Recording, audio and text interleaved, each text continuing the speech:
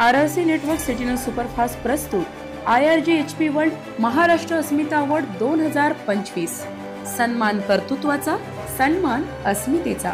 उद्योग क्षेत्रात हा पुरस्कार दीक्षा एंटरप्राइजेस अँड फॅसिलिटी मॅनेजमेंटचे संचालक विनोद वानखडे यांना जाहीर झाल्याबद्दल हार्दिक अभिनंदन।